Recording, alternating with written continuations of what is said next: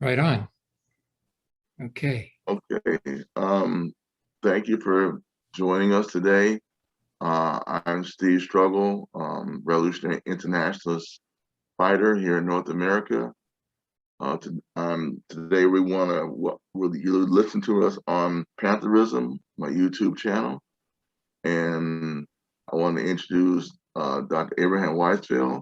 We're going to have a dialogue about topics of interest and importance today. Dr. Weisfeld, how's it going? It's a hard struggle as always, but it's really great to make this progress with you. That makes it all worthwhile. I agree. Thank you. So, we were talking before this show began, and you wanted to share some updates about political prisoners with people watching our show. Yes, I came across a report about the Black Panther Party political prisoner H. Rap Brown, and I didn't even know that he was still a prisoner. It was incredible to me to find out about this, and to also realize the lack of solidarity for, political prisoners in the United States. There used to be a time when there was a lot of organizing going on, with Jim Campbell in the 1970s in Toronto, when I worked on his publication, which were letters from political prisoners, prison notes, I think as it was called, and it was the only way, for prisoners to get published, and we did it every month. So, I wonder why, this isn't being done, on a mass scale nowadays. I understand there's a couple of organizations that you mentioned that are concerned with political prisoner support, but generally they're not known about. What are those organizations again? Well, I know of three. One is the MIM prisons. MIM prisons is part of the project of the Maoist Internationalist movement, and they actively support prisoners in their struggles against the prison administration, and also give solidarity to political prisoners, and people can find them on the internet. Second group is the Malcolm X grassroots movement. Malcolm X grassroots movement. They're also on the internet, and they focus pretty exclusively on African American political prisoners and prisoners of war. Their goal is to liberate these prisoners through legal means, and they have been successful and recently in helping to obtain the release of a few imprisoned Black Panther members in the East Coast. A third group is the Jericho movement. Again, the Jericho movement, like online, and their focus also is to support and give solidarity to political prisoners inside and to work to free them. So those are three groups I know of. If people watching this show want to connect with them, you will find them on the internet. MIM is more of an underground organization, so they might not be. If you want a mass movement kind of focus, that's not where to go. But in the same time, if you want to focus on prisoners and their current strikes and movements against administration, the lack of care for COVID in prison, how COVID essentially taken over prisons, MIM would be a good place to go also. So I do know of those three groups. One thing I will say about political prisoners, the cause celebs get the attention of what I would call the left of the United States. Let's say Julian Assange, let's say Chelsea Manning, let's say, with all due respect to this brother from the American Indian movement, the lockdown in Florida for quite a long time. There's certain people that get attention. His name is Leonard Peltier.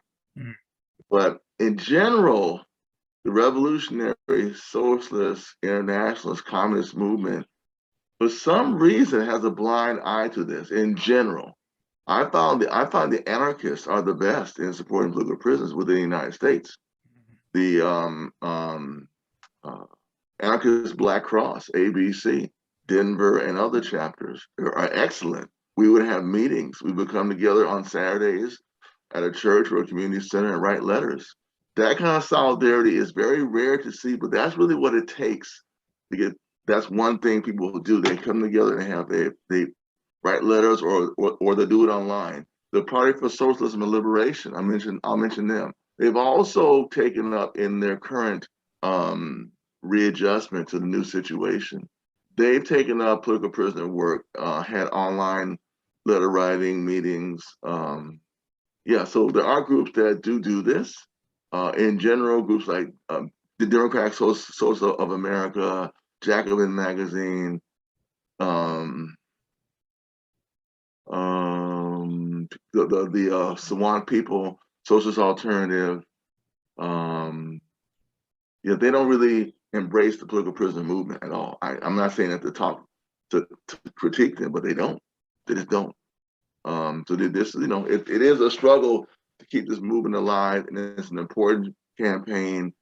It always exposes the FBI, state governments, the courts, police as being perpetrators of conspiracies and an agenda to jail and keep people in jail who are fighters for liberation. Also, the animal liberationists, so-called eco fighters, people who destroy the dams or pipelines intentionally, or have demonstrations on environmentally challenging infrastructure of the capitalists. I also consider them political prisoners. Yeah. Because their politics is what drives them to their civil disobedience or active disobedience. Yeah. So I think there's a lot of people who need support. Yeah. They need letters. They need money on their books or commissary. If you can do that, if you can send them stamps, and the general public needs to be reminded of them every month. I mean, just regularly, because without people knowing about them, then they can't get the support that they need. Yeah. I've noticed also that the anarchists have done a pretty good job in support of Mumia al-Jamal. And then I thought about it again, and I found it to be this sort of a disappointing campaign because, here's H. Rap Brown, in prison as well, getting no mention at all. Just because Mumia al-Jamal, is an anarchist, okay? So the anarchists, take care of another anarchist, and that's about as far as it goes. So how come, they're not taking care of, other prominent, politically prominent political prisoners, like H. Rap Brown as well at the same time, so this is a fault. And, I think that they had this idea that, they were going to do such a good job of it. They were going to get a pardon from Obama when he was leaving office. And then that failed. Yeah, I remember that. Yeah. That failed miserably. Yeah.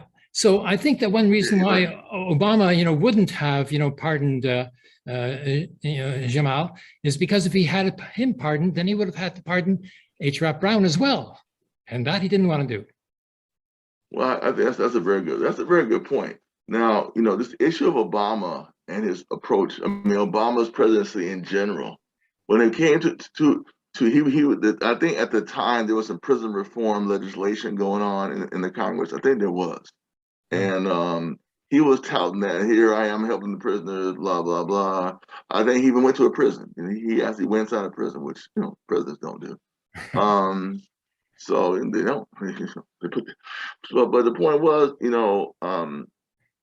the campaign for clemency for Leonard Peltier from Obama, it was a miserable failure. Not that it wasn't well intentioned, but he didn't even acknowledge it. See, those cats. And let me tell you something how this works. Some people don't know how this works. I ran across a campaign a few years ago run by a group calling itself something like ex-special agents of the FBI. If such a group can even exist, I saw it on the internet. So these are the ex-FBI agents. I guess they have some kind of federation or something. I don't know, loyalty to their past employer, something. But here I saw a campaign against Mumia Abu-Jamal on their campaign. Yes, I did. They said, make sure you write letters to keep him in jail. Whoa. So, they're straight up. So, Obama's inaction just dovetails with their action. He didn't, And this is why people critique Obama. They have to be more critical. You have to be critical about what he did not do. Yeah. He didn't do much. Well, I mean, if people of color, if black people and people of color expected something from him, even let somebody out of jail, just sign a piece of paper, he's out. But gone, you're out. That's all you had to do. You were leaving office anyway. Wouldn't even do that. So I have no love for the man. Yeah, No whatsoever, because that's something that'll be nothing to do. Yeah, no. Trump pardoned all kind of war criminals, people who carried out massacres in Iraq. He had no problem signing, did he? None whatsoever. Here, I'm letting you out. Yeah. Right? He had no problem, didn't he? None. Yeah. None whatsoever. Trump would, one thing about Trump, when it came to what he believed in, he would sign on it and make it happen. Obama, he didn't really believe in no freedom, no liberation, no civil rights. No, he didn't. If he done, he would have let his kids out of jail. Just let him out. Here, you're out. Bye. Yeah. Yeah. Well, sorry, man. My last day in office. Fuck all of y'all. I'm leaving. I mean, excuse my name, but that's all he had to say. Yeah. That's all he had to do, right? It's sign your name. Yeah. They ain't hard to do. Yeah. Even at the end, like he was more loyal to the Democratic Party than he was to the Black nation and the American people in general. Yeah. I do want to comment on one thing you said about the anarchists with Amumia. I know I personally participated in anarchist Black Cross letter writing campaigns to help H-Rap Brown. I've written them myself personally. Letters at these campaigns led by the ABC. I'm just gonna say whatever they're doing for Mumia, I've seen them do activities for H-Rap Brown, because I've been at letter writing meetings. I've been. Oh, very good. Okay, good. Okay, that's what's necessary, because like each movement, cannot be just in favor of liberating its own political prisoners, and because of that, it won't work. There has to be unified, like a united front, of opposition to the political prisoners, and continue to. And I think that it demonstrates. It demonstrates, that how afraid the state is of their words, and then of their lives, because essentially putting a person into a prison, I can tell you, is like making them dead. They don't exist anymore. That's the idea, and whereas, prisoners, I've been a political prisoner as well. I've done in total about a year. And I tell you, like it took a struggle to get even access to a telephone. You weren't supposed to exist anymore. You were like deleted, from society. You don't even get a vote. And then, like you're supposed to be able to, have access to postal services and to write, complaints, to the ombudsman and all that sort of thing. No way, any post is controlled, by the prison. And, like if you want to talk about, internet access and having computer, whoa, or a mobile phone, like this is, like all part of, some sort of, like mentality to destroy a person so that they cannot, think of themselves as being alive anymore. And this is, the most horrible thing. I'm certainly in favor of prison abolition. This is part of the whole movement as well. But it just gets me angry, just to think about, what I've been through in prison myself. I've done 2 weeks in solitary confinement and a hunger strike. They're trying to, they would have let me die, which was something that I couldn't care less about at the moment. It's, really something. Prison is really something that has to be taken care of. Well, okay, so I hope other people, start to do this sort of thing. We used to do other stuff like pen pals, with the political prisoners as well. This is something that can be revived too, because that still exists. Yeah, those letter writing meetings I talked about, the purpose was to either establish a pen pal connection, actually write prisoners frequently, or at least send a letter of solidarity. Yeah. The pen pal help. It helps. It helps them. Yeah. It helps them. It gives them somebody to write to. Come on, man, you're locked in this cell, and it. Yeah, because then you exist. I really want to thank you for what you just said about prisoners are deleted from society. Yeah. That your letter writing, computer access, mobile phone access is just non-existent. Even the worst place to get sick in this country is in a U.S. prison. Oh yeah.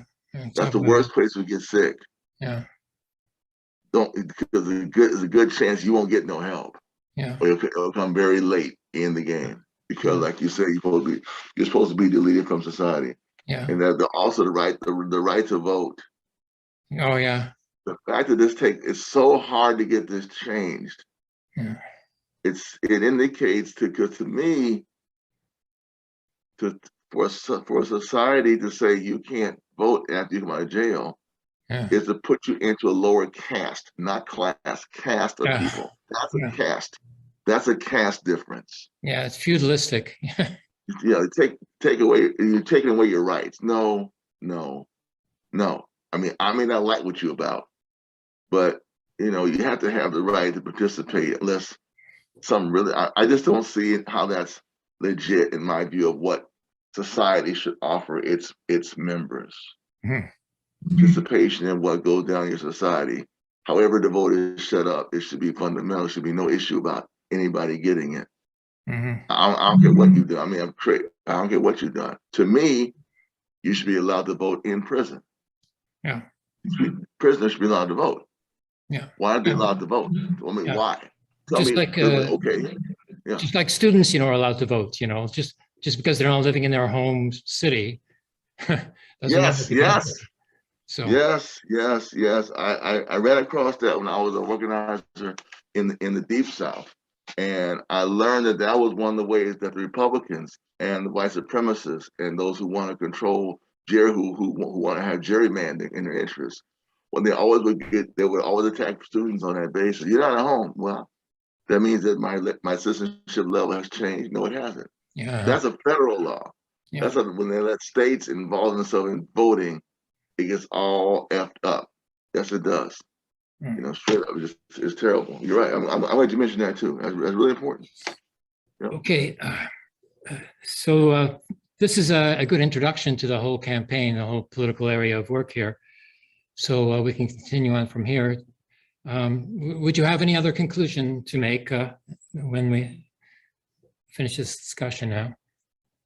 Well, I think that people who want to get involved, first of all, should get involved, and it should be a weekly or daily commitment.